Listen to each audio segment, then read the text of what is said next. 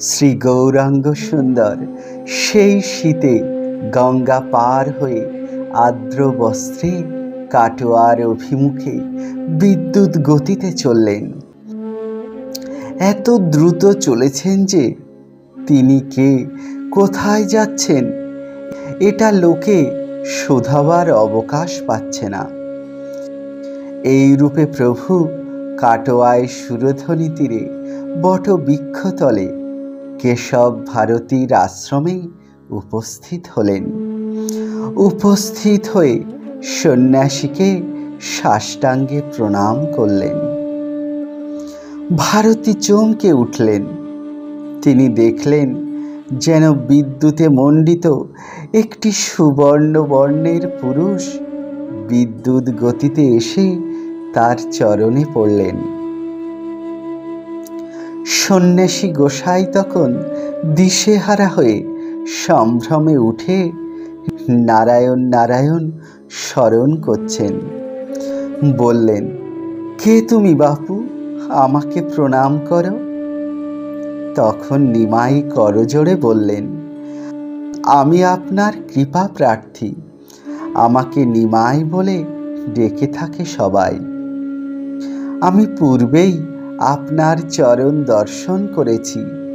তখন আপনি আমাকে আজ্ঞা করেছিলেন যে আমাকে সন্ন্যাস দেবেন, তাই আমি এসেছি।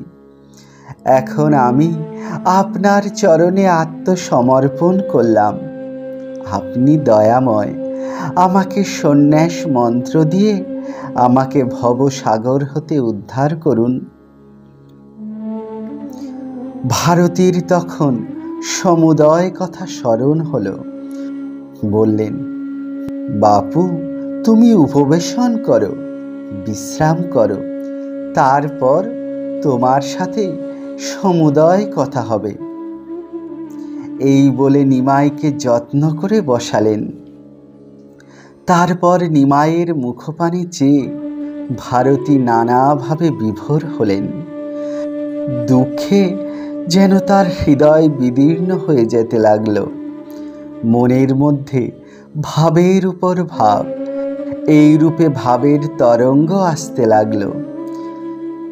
কিন্তু যত রূপ ভাবই আসুক, এই নবীন পুরুষটিকে সন্ন্যাস দেবেন না, এটা মনের মধ্যে স্থির সংকল্প করলেন। তবে বাধার মধ্যে এই যে তিনি নিমাইয়ের নিকট পূর্বেই প্রতিশ্রুত আছেন। এখন সেই প্রতিজ্ঞা হতে কি রূপে অব্যাহতি পাবেন, তাই ভাববার নিমিত্ত নিমাইকে স্থির করে বসিয়ে মনে মনে গাঢ় চিন্তা করতে লাগলেন।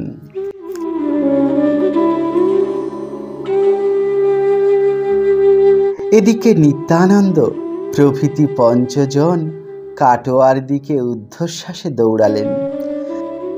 কেউ কারোর সহিত কথা বলতে পাচ্ছেন না, মনে মনে কেবল শ্রী গৌরাঙ্গের নিকট কাতর প্রার্থনা করছেন। ভাবছেন, প্রভু তুমি দয়াময়, তুমি ভক্ত বৎসল, আমাদের প্রতি প্রসন্ন হও। প্রভু আমাদের দর্শন দাও। প্রভু নিদয় হও না। যদি তোমাকে কাটোয়ায় দেখতে না পাই, তবে আমরা প্রাণ ধারণ করতে পারবো না। আমাদের প্রাণ নিরাশে তদ্দণ্ডে বাহির হয়ে যাবে। সকলে যতই কাটোয়ায় ভারতীর স্থানের নিকট অগ্রবর্তী হচ্ছেন, ততই বুক দুরু দুরু করছে, ততই কাতর হচ্ছেন, আর চলতে পাচ্ছেন না। কাকলি যেন ভেঙে পড়ছে। দূর থেকে বটবৃক্ষ দেখলেন।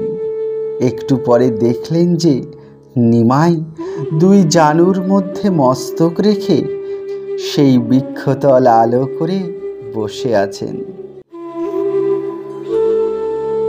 তখন সকলে একেবারে ওই যে প্রভু বলে উঠলেন। পরক্ষণে আনন্দে হরিধ্বনি করে সকলে দৌড়ে প্রভুর দিকে চললেন। হরিধ্বনি শুনে শ্রী গৌরাঙ্গ মুখ তুললেন। পরস্পরের নয়নে নয়ন মিলিত হলো। ভক্ত পঞ্চজনের আনন্দে বাহ্য জ্ঞান মাত্র নেই। প্রভু সহাস্যবদনে বললেন, এসো এসো, তোমরা এসেছ, বড়ই ভালো হয়েছে। ভক্তগণ এসে নিমাইয়ের সম্মুখে ছিন্নমূল বৃক্ষের ন্যায় ধুলায় পড়ে গেলেন। প্রভু তাদেরকে সান্ত্বনা করতে লাগলেন। প্রভু ভক্তগণকে বললেন, তোমরা এসে ভালোই করেছ। আমি সন্ন্যাস করে বৃন্দাবনে যাব। এই বৃন্দাবন নাম করবা মাত্র শ্রী গৌরাঙ্গের নয়ন জলে বদন ভেসে গেল। তখন আবার ভারতীর পানে চেয়ে করজোড়ে বললেন, গোসাই, তোমার পাদপদ্মে আমার এই দেহ অর্পণ করলাম। তুমি আমাকে ভবসাগর হতে পার করো, যেন আমি অন্তিমে শ্রীকৃষ্ণের চরণ পাই। এই কথা বলতে শ্রী গৌরাঙ্গের কণ্ঠ রোধ হয়ে গেল। ভারতী গোসাই শ্রী গৌরাঙ্গের প্রতি অঙ্গ নিরীক্ষণ করছেন। মনে মনে ভাবছেন, বিধির কি সুন্দর সৃষ্টি, কি অদ্ভুত প্রেম। এ বস্তুটিকে না আমি সে দিবস শ্রী ভগবান বলে বিশ্বাস করেছিলাম। যা হোক, একে আমি সন্ন্যাস দেব না। নবনীত কি রৌদ্রে রাখতে আছে? রাখলে গলে যায়। এই কমনীয় বস্তুটি নবনীত অপেক্ষাও কোমল ও মধুর।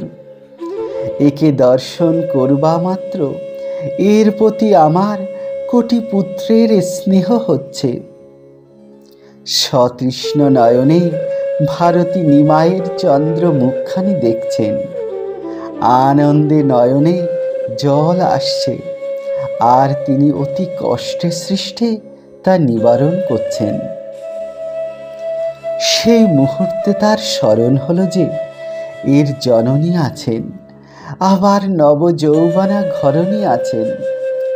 তখন স্থির প্রতিজ্ঞ হয়ে রুক্ষভাবে বলছেন, নিমাই, তুমি অন্য স্থানে গমন করো, আমা হতে তোমার সন্ন্যাস হবে না।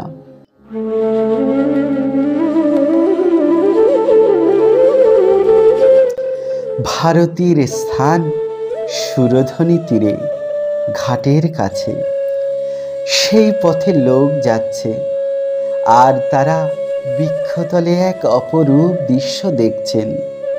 দেখছেন যে জন কয়েক উদাসীন, আর তাদের মধ্যস্থানে একটি অপরূপ বস্তু বসে। শ্রীনিমাইকে দর্শন করবা মাত্র মনে একটি ভাবের উদয় হতো। সেটি এই যে, এ বস্তুটি কি? এটি কি আমাদের মতো মনুষ্য জাতীয়? তারপরে বোধ হতো যেন মনুষ্য জাতীয় নয়, মানুষ অপেক্ষা কোনো বড় জাতি হতে উৎপন্ন হয়েছেন, কোনো দেববংশীয়ই হবেন। অন্তত এরূপ মানুষ তারা কখনো কোনো দিন দেখেননি। মানুষের এরূপ কাঁচা সোনার বর্ণ, এরূপ নির্দোষ সুললিত অঙ্গ প্রত্যঙ্গ, এরূপ লাবণ্যময় ভঙ্গি, এরূপ সুচারু চিক্কণ কেশ, এরূপ কমল নয়ন, এরূপ পরিসর বক্ষ, আজ অনুলম্বিত বাহু, ক্ষীণ কোটি, হিঙ্গুল মণ্ডিত ওষ্ঠ, হস্ত পদতল, এরূপ দীর্ঘ কায়া কখনো দর্শন করেননি।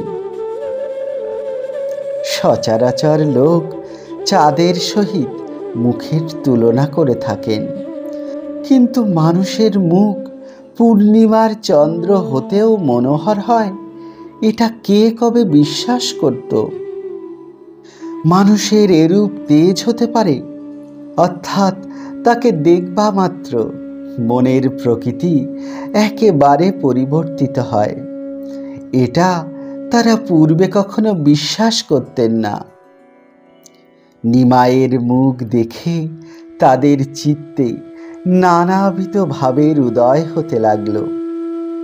প্রথমত বুঝলেন যে এ বস্তুটির অন্তরে ময়লা মাত্র নেই এবং এর সমুদয় গুণ।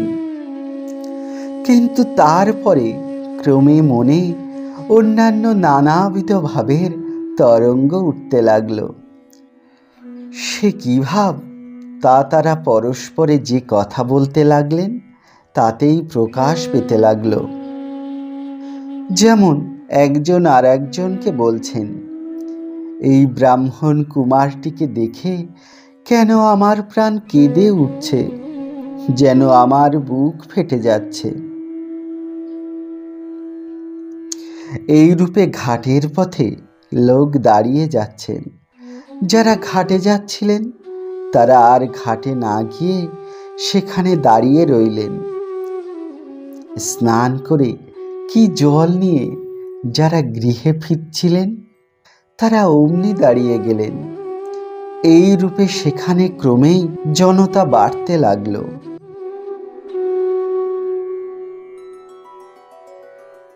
যখন কেশব ভারতী বললেন যে তিনি নিমাইকে সন্ন্যাস মন্ত্র দেবেন না, তখন শ্রী গৌরাঙ্গ করপুটে বললেন, গোসাই, আপনি আমার নিকট প্রতিশ্রুত আছেন, আর সেই নিমিত্ত কৃতার্থ হতেই আমি আপনার চরণে এসেছি।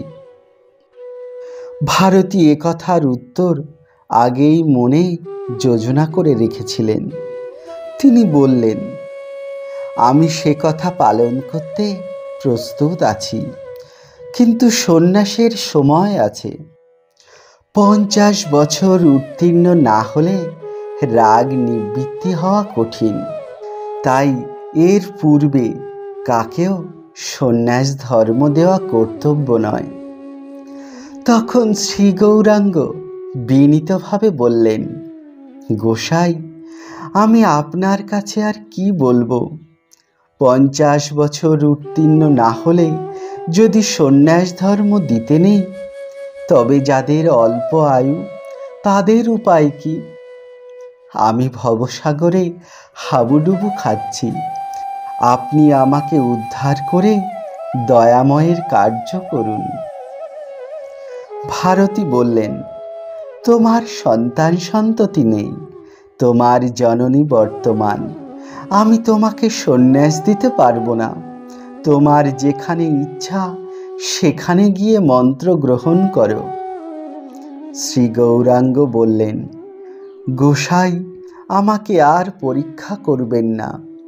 শ্রীকৃষ্ণ ভজনের জন্য এই জনম, আমি বৃন্দাবনে গিয়ে তার ভজন করে জনম সফল করব। আমার আর বিলম্ব সইছে না। আমি সংসারের ডোরে আবদ্ধ আছি। আপনি আমাকে দয়া করে খালাস করে দিন। আপনি আমার জননী প্রভৃতির কথা বলছেন। আমি তাদের প্রত্যেকের নিকট পূর্বেই অনুমতি নিয়ে এসেছি। এখন কেবল আপনার কৃপা সাপেক্ষ রয়েছে।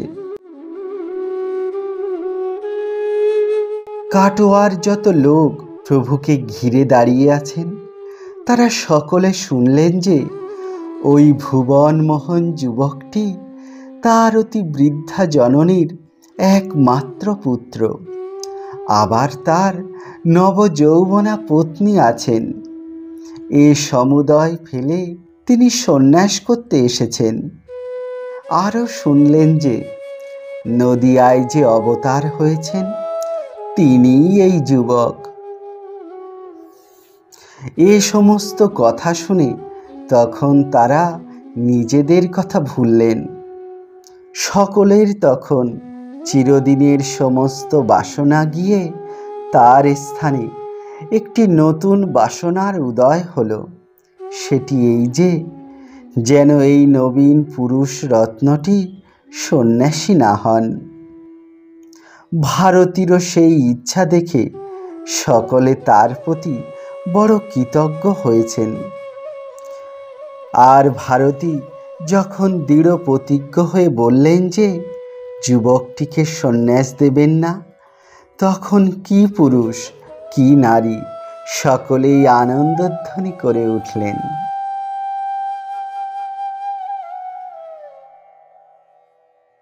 ভারতী বললেন, তোমার মাতা ও পত্নী তোমাকে অনুমতি দিয়েছেন? শুনে আমি বিস্ময়াবিষ্ট হলাম। তারা ধন্য, তবে সম্ভবত তারা জানেন না যে সন্ন্যাস আশ্রম পদার্থটি কি, এই আশ্রমে কত দুঃখ, নিশ্চিত তারা এ সম্পর্কে কিছুই জানেন না। নিমাই, তোমাকে আমি আমার হৃদয়ের কথা বলি। তুমি এ জগতের অতি যতনের ধন। তোমার অঙ্গ স্ত্রীলোক অপেক্ষাও কোমল। তুমি কখনো দুঃখ কাকে বলে তা জানো না। তোমাকে সন্ন্যাস দেওয়া আমার কোনো ক্রমেই উচিত নয়। প্রথমত, এরূপ করলে আমি তোমার জননী ও পত্নী বধের ভাগী হব। তারপরে সন্ন্যাসের দুঃখ তুমি বহুদিন সহ্য করতে পারবে না, তুমি নিজেও প্রাণে মরবে। আমি এ কার্য করলে জগতে নিন্দার ভাগী হব, আর পরকালে দণ্ড পাব। আমি সন্ন্যাসী, আমার হৃদয়ের যত কোমল ভাব সমুদয় আমি শুষ্ক করে ফেলেছি। তুমি আমার কেউ নও, তবু তোমাকে সন্ন্যাস দেব এ কথা মনে করে আমার হৃদয় বিদীর্ণ হচ্ছে। এখন ভাবো দেখি, তোমার জননী এবং পত্নীর কি দুঃখ হবে।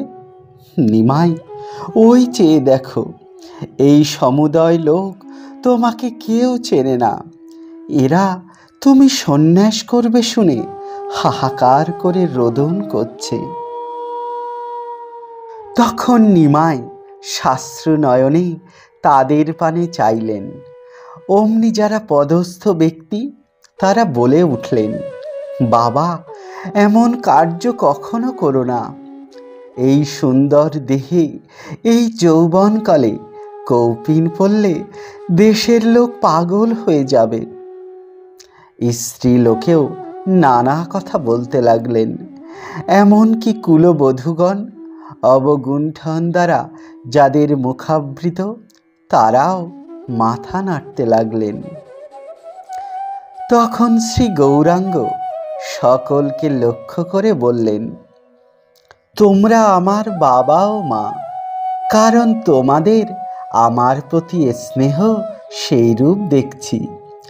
যদি আমার অঙ্গে রূপ থাকে, যদি আমার যৌবন উদয় হয়ে থাকে, তবে এই বেলা আমাকে শ্রী বৃন্দাবনে পাঠিয়ে দিন, যেখানে আমার প্রাণেশ্বর, আমার নয়নানন্দ, আমার একমাত্র গতি ও সুখ শ্রীকৃষ্ণ আছেন।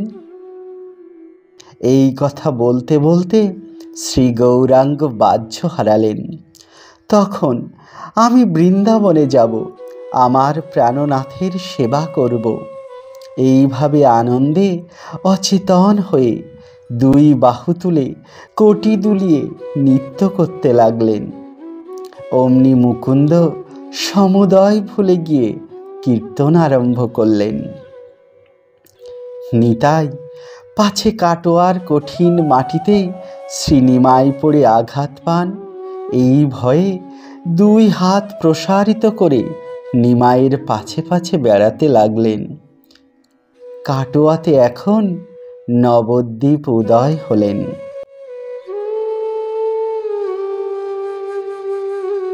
চন্দ্রশেখর মনে মনে ভাবছেন, বাপ, খুব নাচো, এখানে আর বাধা দেবার কেউ নেই।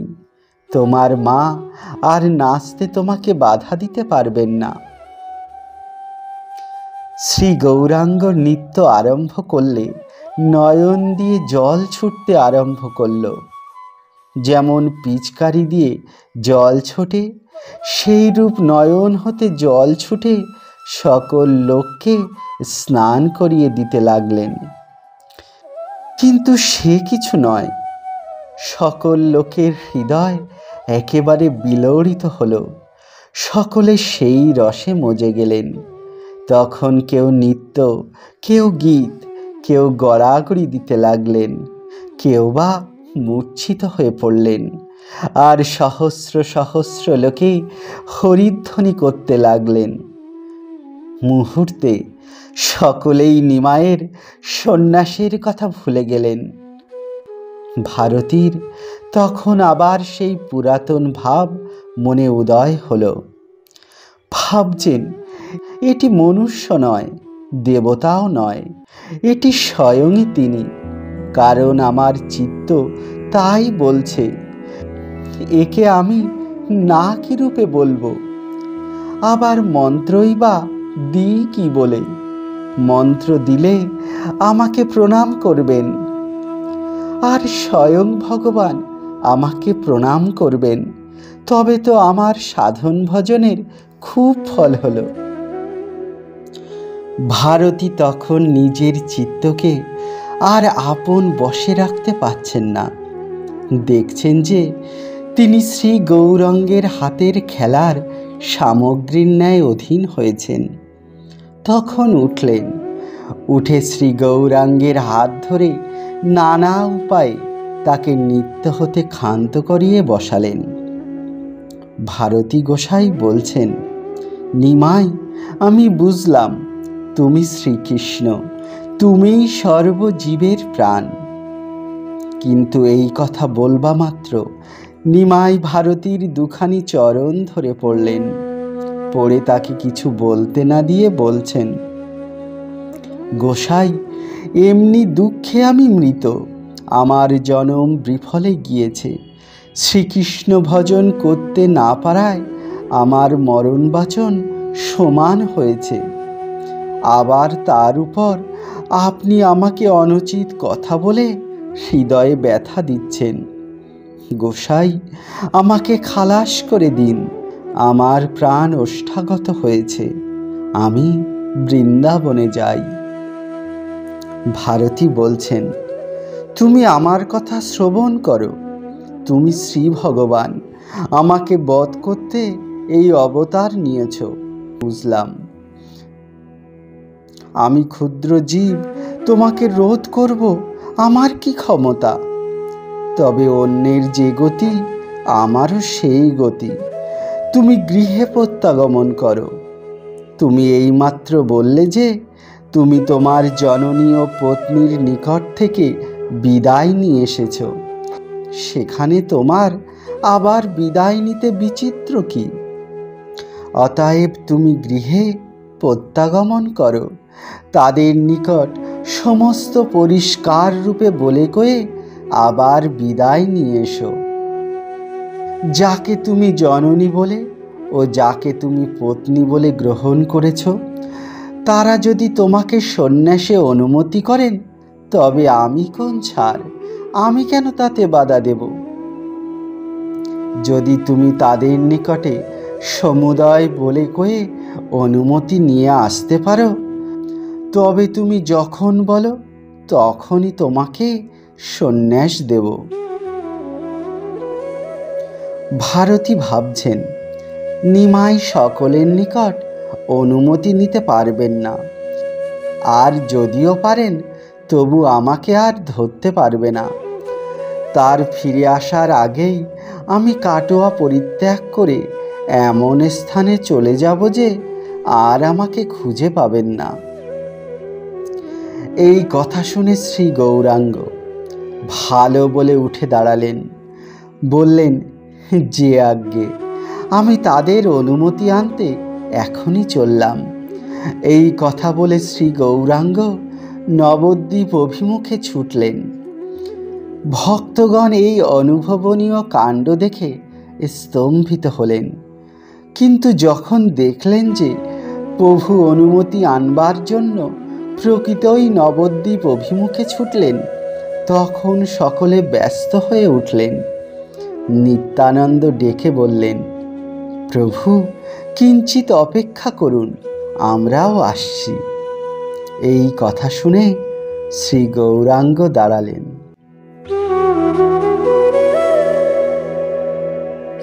এদিকে শ্রী গৌরাঙ্গ যে আজ্ঞে বলে নবদ্বীপ অভিমুখে যেতে উদ্যত হলে ভারতীর মনে আর একভাবে হৃদয় হলো। ভাবতে লাগলেন তিনি, ইনি স্বয়ং ভগবান, একে ত্রিজগতে কেউ রোধ করতে পারবে না। এই নিমিত্তই ইনি জননী ও পত্নীর নিকট বিদায় নিতে পেরেছিলেন, আর এই নিমিত্তই তিনি শতবার চেষ্টা করলেও শতবারই অনায়াসে অনুমতি নিতে পারবেন। সেখানে আমি আর কেন শ্রী ভগবানকে দুঃখ দিচ্ছি? বিশেষত তার জননী ও পত্নী অনুমতি দেবার কালে অবশ্য বহু দুঃখ পেয়েছেন। তাদের সেই দুঃখ কেন আমি পুনরায় দেব? তারপরে শ্রী ভগবানের কাছ থেকে আমি কোথায় পালাবো? এই সমুদয় ভেবে ভারতী প্রভুকে বললেন, নিমাই, তুমি প্রত্যাবর্তন করো। এই কথা শুনে প্রভু আবার ফিরে আসলেন। আসলে ভারতী বলছেন, নিমাই, আমি তোমাকে রোধ করতে পারলাম না, ত্রিলোকে কেউ পারবে না। কিন্তু একটি কথা ভেবে দেখো, আমি তোমাকে সন্ন্যাস দেব।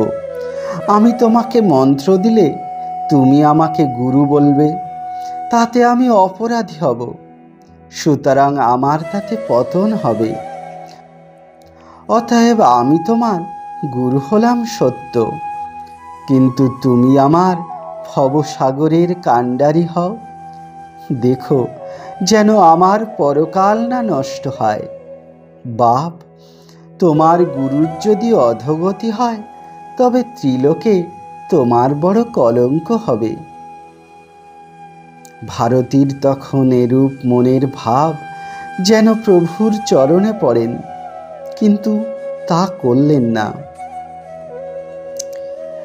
এই কথা শুনে সমস্ত ভক্তগণ মাথায় হাত দিয়ে বসে পড়লেন। তারা পূর্বে প্রভুকে সন্ন্যাসে অনুমতি দিয়েছেন, এখন কাজেই কিছু বলতে পারছেন না, চুপ করে বসে আছেন। কিন্তু অন্তর পুড়ে ছাই হয়ে যাচ্ছে। যখন ভারতী প্রভুকে সন্ন্যাস দিতে অসম্মত হলেন আর সেই সংকল্পে দৃঢ়তা দেখিয়েছিলেন, তখন তাদের একটু আশার সঞ্চার হয়েছিল। যখন প্রভু আবার নবদ্বীপে জননী ও ঘরণীর নিকট অনুমতি নিতে চললেন, তখন সে আশা আরও একটু বৃদ্ধি পেয়েছিল।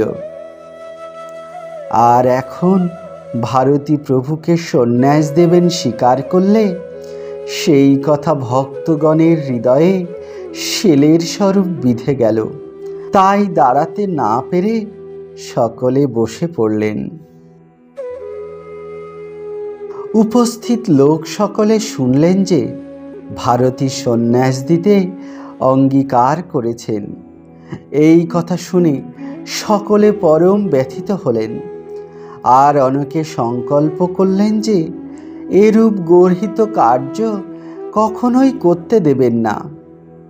যারা পণ্ডিত তারা ভাবছেন যে এ কাজটাই অশাস্ত্রীয়, অতএব ভারতীর সহিত শাস্ত্র বিচার করে তাকে পরাস্ত করবেন। যাদের হৃদয় কোমল তারা ও স্ত্রীলোকে ভাবছেন পায়ে ধরে এই কার্য বন্ধ করবেন। যারা গোয়ার তারা ভাবছেন যে প্রকৃতই যদি ভারতী এই নবীন ব্রাহ্মণ কুমারের কর্ণে মন্ত্র দিতে যান তবে না দিতে দিলেই হবে। মন্ত্র দেবার আগেই এ স্থান হতে গলা ধাক্কা দিয়ে সন্ন্যাসীকে বহিষ্কৃত করে দেওয়া হবে।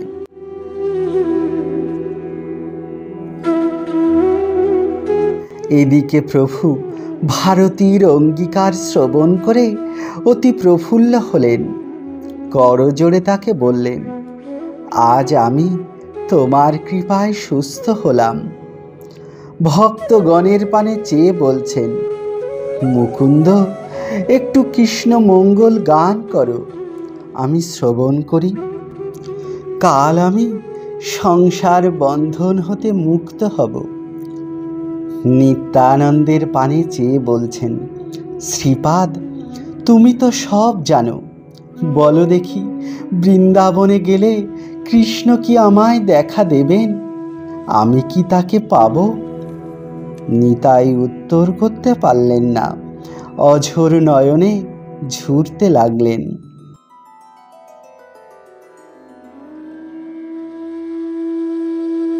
মুকুন্দ কৃষ্ণ মঙ্গল গাইতে লাগলেন, আর শ্রী গৌরাঙ্গ অমনি নৃত্য করতে লাগলেন।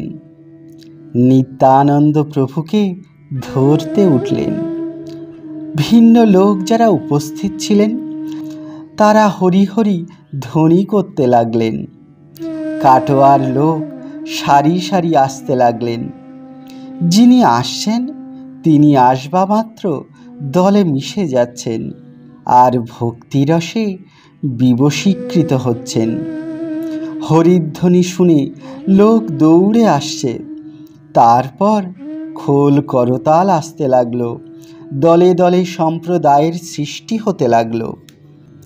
খোল করতাল হরিনাম ও কীর্তন ধ্বনিতে কাটোয়া টলমল করতে লাগলো। ভক্তির তরঙ্গে লোক একেবারে পাগল হয়ে উঠল।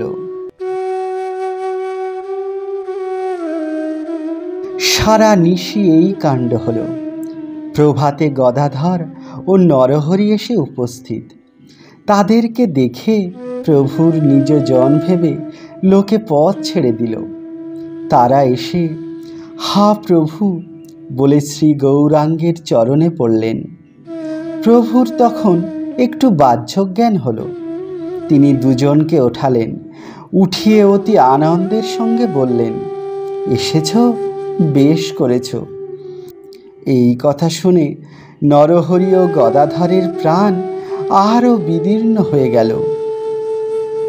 প্রভাত হয়েছে। একটু পরে শ্রী গৌরাঙ্গ সন্ন্যাস গ্রহণ করবেন। সারা নিশি নিত্যানন্দ, বক্রেশ্বর, দামোদর প্রভৃতি ভক্তগণ ও আগন্তুক অসংখ্য লোক আনন্দে নৃত্য করে যাপন করেছেন।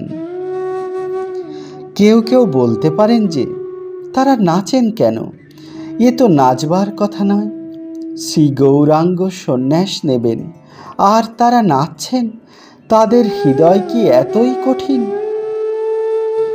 আসলে শ্রী গৌরাঙ্গ সকলকে নাচালেন, তাই সকলে নাচলেন। ঠিক এমনইভাবে শ্রীবাসমৃত পুত্রকে আঙিনায় শুইয়ে রেখে নৃত্য করেছিলেন।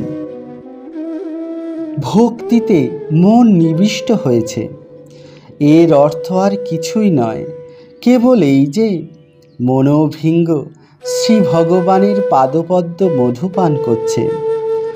যখন মনোভিঙ্গ সেই পাদপদ্ম মধুপান করে তখন ভক্ত উন্মত্ত হয়ে সমুদায় দুঃখ ভুলে যায়।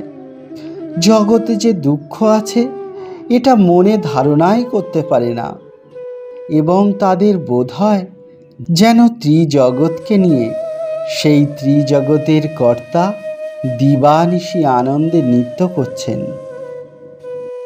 উপস্থিত যে অসংখ্য লোক এসেছেন তারা ভগবানের পাদপদ্ম মধু আস্বাদ পূর্বে জানতেন না। এই প্রথমে আস্বাদ করে আনন্দে বিভোর হয়ে সারা নিশি নৃত্য করলেন। এখন প্রভাত হলে তাদের স্মরণ হলো যে সুখের নিশি শেষ হয়েছে, দুঃখের দিন আসছে। আমাদের সেই সোনার চাঁদের চাঁচর কেশগুলি অদ্যাপি কাটোয়ায় আছেন। ভক্তগণ তা গঙ্গা তীরে প্রথিত করে তার উপর একটি স্তম্ভ তৈরি করেছেন। প্রভু আমাদের এ জগতে এসেছিলেন, তার চিহ্নের মধ্যে সেই কেশগুলি আছে।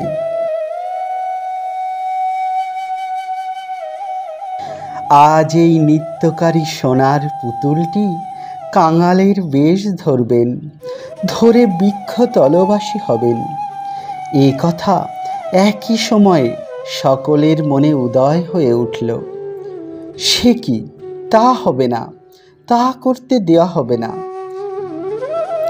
জন কয়েক বিজ্ঞ লোক অগ্রসর হয়ে প্রভুকে বলছেন, তুমি গৃহে ফিরে যাও। প্রভু অমনি তাদের পানে শাস্ত্র নয়নে এরূপ কাতরভাবে চেয়ে করজোড়ে ক্ষমা প্রার্থনা করলেন যে তারা কেঁদে আকুল হলেন। তারা প্রকৃতই ক্ষমা দিলেন। তারা বলতে লাগলেন, না, আমরা পারলাম না, তোমরা আর কেউ গিয়ে নিষেধ করো। নিষেধ করলে তার যে দুঃখ উদয় হয় তা আমরা সহ্য করতে পারলাম না। আবার একদল সাহস করে যাচ্ছেন। নিকটে গেলে প্রভু বললেন, আমি শ্রীকৃষ্ণ ভজন করতে যাচ্ছি, সুতরাং আমার দুঃখের সম্ভাবনা কি? বাবা, তোমরা পাগল হলে আমি না অভাগ্য ছেড়ে ভাগ্য আহরণ করতে যাচ্ছি? প্রভু এই কথাগুলি এরূপভাবে ও এরূপ কণ্ঠস্বরে বললেন যে যারা তার মন ফেরাতে গিয়েছিলেন তারা উল্টে ভাবতে লাগলেন, তা বটেই তো, ইনি তো ভালো কথাই বলেছেন, ইনি তো সাধু পথই অবলম্বন করছেন। আমাদের একে নিষেধ করা উচিত নয়, বরং এর পথ আমাদের সকলেরই অবলম্বন করাই কর্তব্য। এই রূপে দলে দলে সাহস করে হাসতে হাসতে হাতে মায়া রজ্জু নিয়ে প্রভুকে বন্ধন করতে যাচ্ছেন, আর প্রভু তাদেরকে নানা উপায়ে কাঁদিয়ে নিরস্ত করছেন। তারাও নিরস্ত হয়ে বললেন, কই, আমরাও পারলাম না, তোমরা আর যদি কেউ পারো তবে যাও। গর্বিত স্ত্রীলোকে কর্তৃপক্ষীয়গণকে সম্বোধন করে বলছেন, তোমরা সরে যাও, আমরা দুটি কথা বলে দেখি। তারা বললেন, ওগো বাছা, তোমার না মা আছেন? লোকে বলছে তাই শুনছি যে তোমার জননী ও ঘরণী আছেন। তুমি যদি এ কাজ করো তবে আমরাই দুঃখে সকলে মরে যাব। তখন বাপু, তোমার মায়ের ও ঘরণীর কি দশা হবে একবার ভেবে দেখো দেখি। প্রভু তাদেরকে বলছেন, মা, তোমরাই আমার জননী, আমার প্রতি তোমরা একটু দয়া করো। আমার হৃদয় শ্রীকৃষ্ণের নিমিত্ত জ্বলন্ত আগুনে দিবানিশি দগ্ধ হচ্ছে। আমার জননীকে আমি কি ইচ্ছায় ফেলে এসেছি?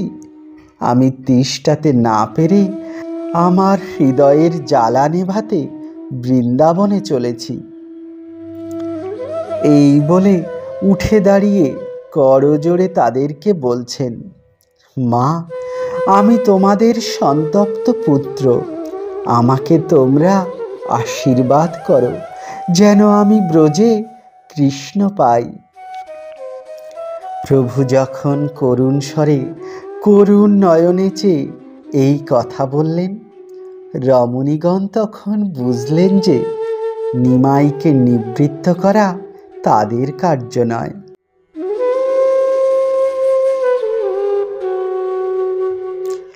তবে শ্রী নিমাই সন্ন্যাস করবেন বলে লোকে এত অধীর কেন হচ্ছে? আসলে নিমাইয়ের সন্ন্যাস গ্রহণ কারুণ্য রসে ভরা।